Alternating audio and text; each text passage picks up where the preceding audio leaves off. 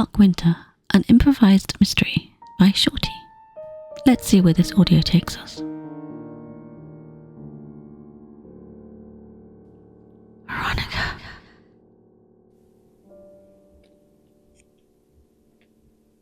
I lifted my spoon in a trifle cheers and plastered on a fake smile and watched as they proceeded around the garden. I didn't eat the last spoon of trifle. I always find it's best to leave something. Plus, I always enjoyed Bibi's face when she thought I was wasting food. I stood up, about to take the bowl downstairs, when I thought better of it, and lifted up the window seat. It was full of blankets and junk. I lifted some blankets and was going to hide the bowl. I don't know why. I'm just petty, I guess. When I saw something at the bottom. It was a small carving of praying hands. So I bent down to pick it up and have a better look. But it was attached, stuck somehow to the inside of the window seat. That's strange. Why have a carving on the inside? I ran my fingers over the fingers of the small carving. It was smooth, well worn.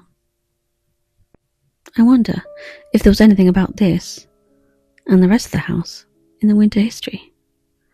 I guess I'd have to go back to the library at some point.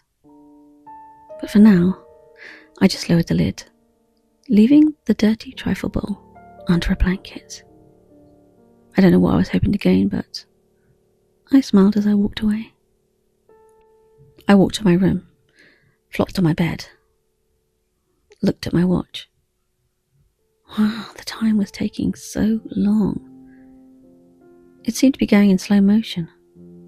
I just wanted it to be midnight. I wanted to know what Mickey had to say. I mused and wondered what he could possibly tell me. My Sherlock Holmes was really itching to get out. I grabbed a book, but knew I wasn't going to read it. I just played with the pages, dragging my thumb across the outside, as if I was playing with a flipbook. I let my mind wander as I thumbed the pages, wondered if life would have been so much better if my real father had been in my life. Had things gone the way they'd meant to? I was lost in these thoughts and didn't even realise when I'd fallen asleep. I woke with a start as the book hit the floor, finally fallen out of my hands. Instinctively, I looked at my watch. It was 11:30. Thank goodness. Almost time. I went to my door and opened it a crack and listened. It was quiet. I stuck my head out and nearly peed myself when Julia said, "Hello, Ronnie. What are you doing this time of night? I must say, you look rather furtive. Perhaps you're sneaking to Max's room." He smiled sardonically and chuckled as he walked over to me, putting a hand on my shoulder. "You know you could do a lot worse. Why not give him a break, dearest Ronnie?" I shrugged him off, my face beaming with the heat of 1,000 volcanoes. No, of course I wasn't going anywhere. I heard a noise. I guessed it was you and your huge clod-up of feet.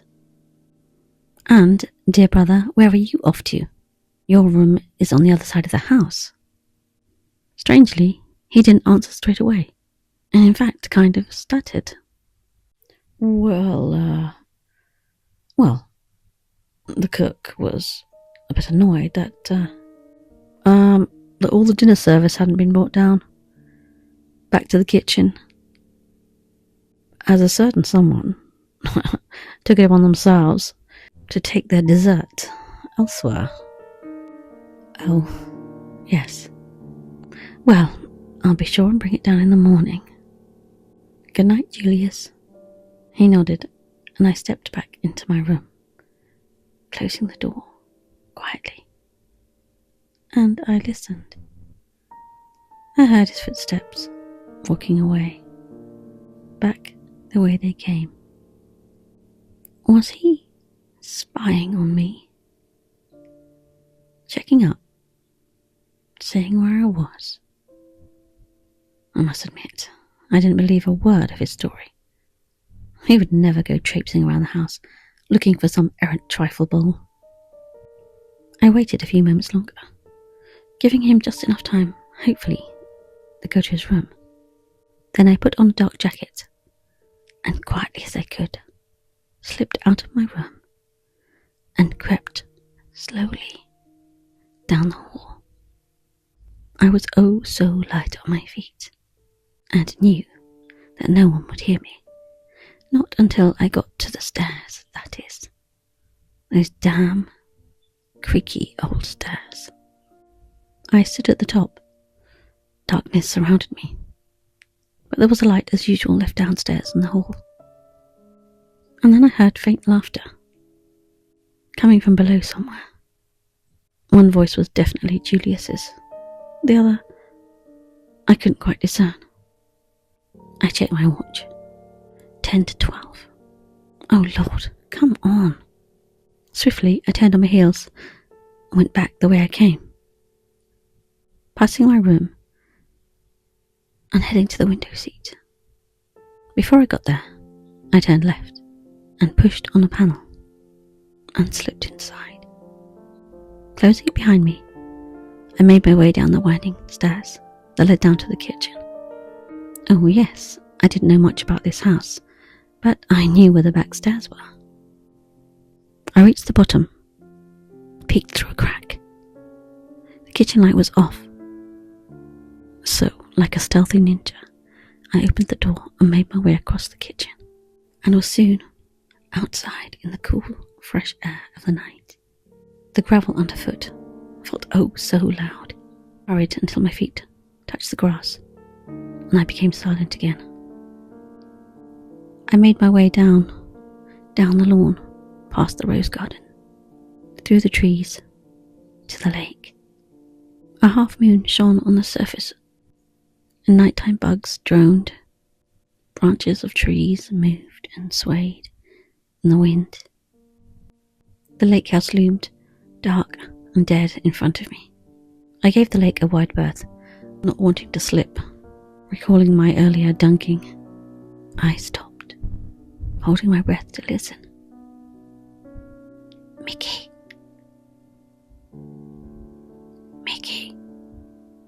Are you here? I looked at my watch. It was 12.